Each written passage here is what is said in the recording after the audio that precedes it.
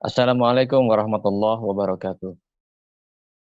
Alhamdulillahirabbil alamin wassalatu wassalamu ala Rasulillah wala haula wala quwata illa billah.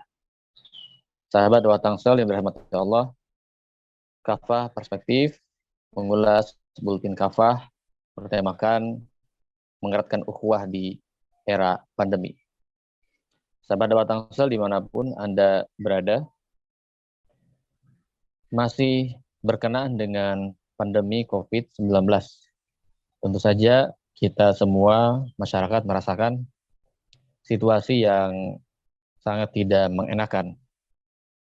Di samping adanya ancaman terhadap kesehatan kita, juga efek terhadap berbagai lini kehidupan kita dari pandemi ini sangat terasa, terutama dalam wilayah ekonomi, di mana dengan kebijakan pembatasan aktivitas, misalnya, kita melihat banyak saudara-saudara kita yang akhirnya tidak dapat menjalankan aktivitas mata pencahariannya dengan efektif. Mereka yang kemudian berprofesi sebagai para pedagang, misalnya, tidak bisa menjalankan usahanya secara efektif. Banyak yang harus gulung tikar, banyak tempat-tempat kios-kios para pedagang yang harus gulung tikar. Juga banyak saudara-saudara kita, para pekerja yang terkena PHK juga.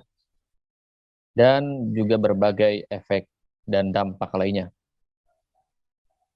Hal ini diperparah dengan tidak adanya kebijakan untuk menutupi kebutuhan warga dengan kebijakan pembatasan.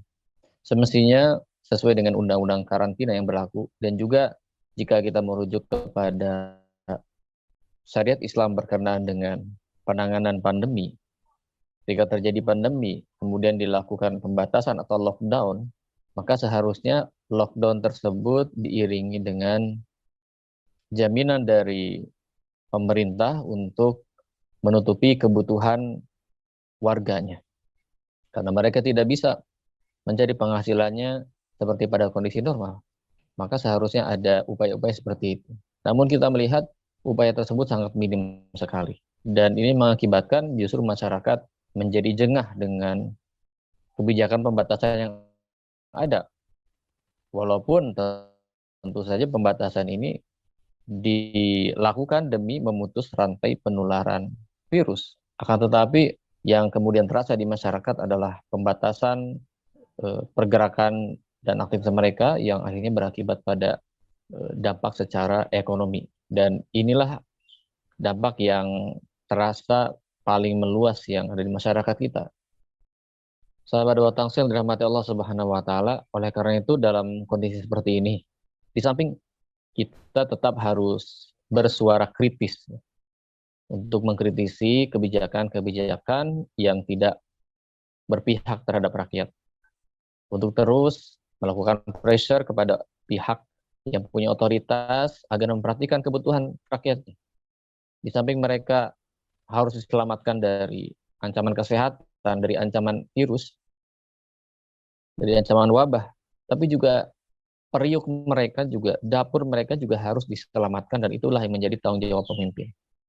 Mestinya ini dilakukan secara seimbang.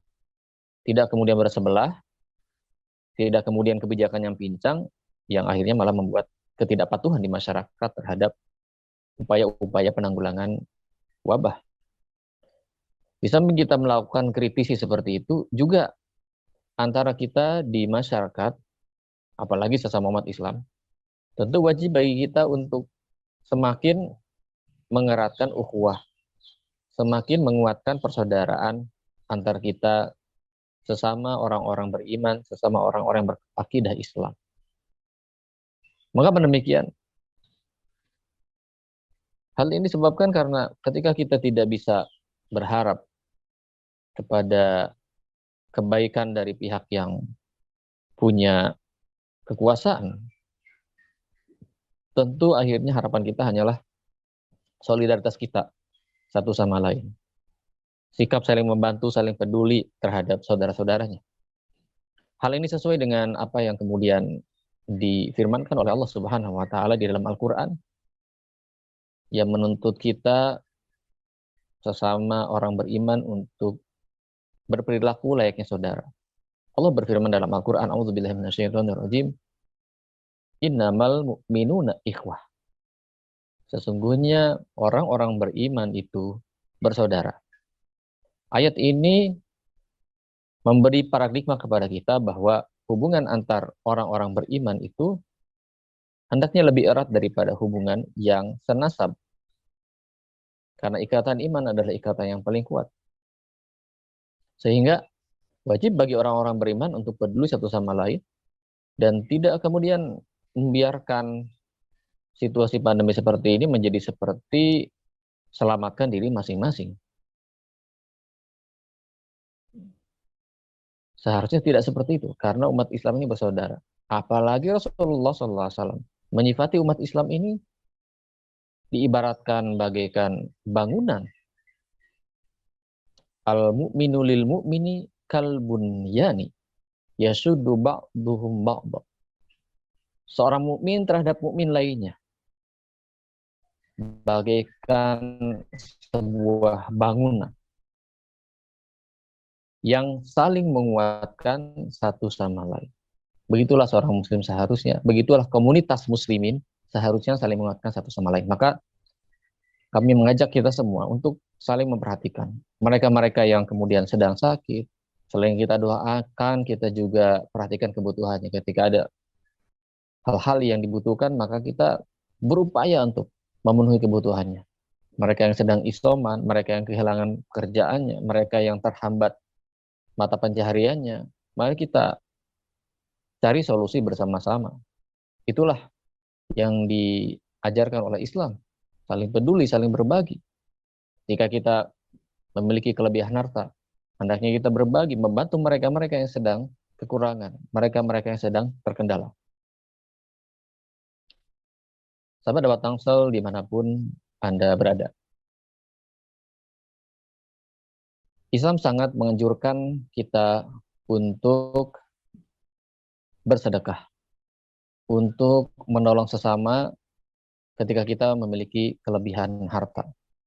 Bahkan Allah Subhanahu wa taala menjanjikan kepada kita balasan yang lebih baik daripada apa yang kita berikan. Bukankah dalam Al-Qur'an Allah Subhanahu wa taala berfirman, "Man dzalladzi yuqridullaha qardan hasana wa yudha'ifahu lahu ad'afan katsira."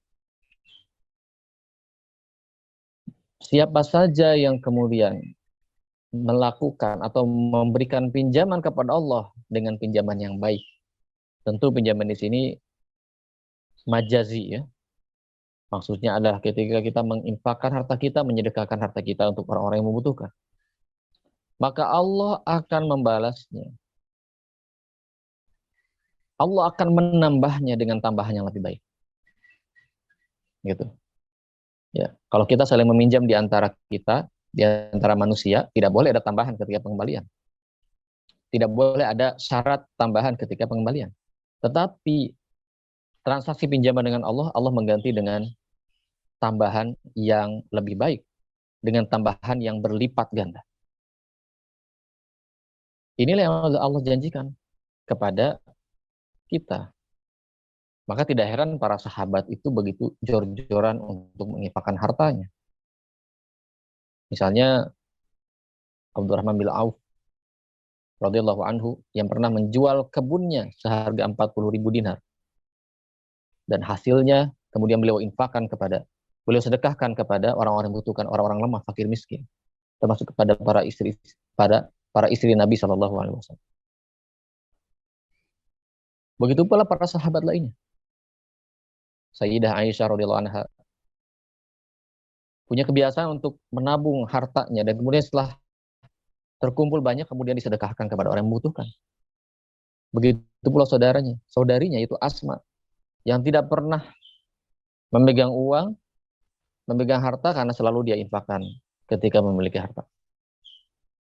Begitu hebat contoh yang diberikan oleh para sahabat radhiyallahu anhum untuk menolong sesamanya. mereka menjadi contoh yang sangat kita butuhkan di masa-masa seperti ini. Sahabat wa tangsel yang dirahmati Allah Subhanahu wa taala. Untuk itu kita tidak boleh ragu lagi. Kita tidak boleh bersikap hanya memperhatikan diri sendiri. Semua daya upaya yang kita bisa lakukan untuk memperingan saudara kita, maka harus kita lakukan. Dalam sebuah hadis qudsi, Rasulullah SAW bersabda, yang sabda ini dinisbatkan kepada Allah, bahwasanya ketika di hari kiamat Allah Subhanahu wa taala bertanya, aku pernah sakit tapi tidak engkau jenguk. Maka sang hamba pun bertanya kepada Allah, ya Allah, bagaimana engkau aku menjengukmu, sedangkan engkau adalah Al-Khaliq, adalah Tuhan. Kemudian kata Allah Subhanahu wa taala, bukankah ada orang sakit dan ketika engkau menjenguknya, engkau akan mendapati aku di situ. Wahai hamba, aku juga pernah lapar, tapi engkau tidak memberi makan. Sang hamba pun bertanya, ya Allah, bagaimana mungkin aku memberimu makan sedangkan engkau adalah sang pencipta, engkau adalah Al-Khaliq, engkau adalah Tuhan, engkau yang pemberi rizki. Kemudian kata Allah, bukankah ada saudaramu yang lapar, dan ketika kamu memberinya makan, maka engkau akan menemukan aku di situ. Tentu saja ini semua majazi, dalam arti ketika kita menjenguk orang sakit, ketika kita memberi makan orang yang kelaparan, maka disitulah rahmat Allah turun. Disitulah balasan Allah menanti kita. Disitulah momen-momen kedekatan kita kepada Allah. Maka itu kita semua sebagai orang beriman, sebagai kaum muslimin, harus sekali lagi mengeratkan ukhuwah kita di masa-masa seperti ini. Sahabat tangsel dirahmati Allah Subhanahu wa taala, tentu konteks ukhuwah ini juga mesti kita pererat, selain dalam hal membantu sesama, tapi juga kita harus kompak dalam memberikan muhasabah kepada penguasa. Kita perlu suara yang bulat, perlu kekuatan yang besar untuk bisa memberikan peringatan kepada para penguasa yang lalai dengan penanganan pandemi ini. Tidak bisa dibiarkan dan tidak bisa kita diamkan. Kita semua harus bersuara. Karena setiap kelalaian terhadap penanganan pandemi ini dan warga menjadi korban, rakyat menjadi korban, maka ini adalah sebuah penyimpangan dari syariat Islam. Dan kita selaku umat Islam berkewajiban untuk mengingatkan. Dan sebenarnya semua juga menjadi sebuah pelajaran bagi kita bahwa ketika penanganan wabah, penanganan pandemi dilakukan dengan cara-cara yang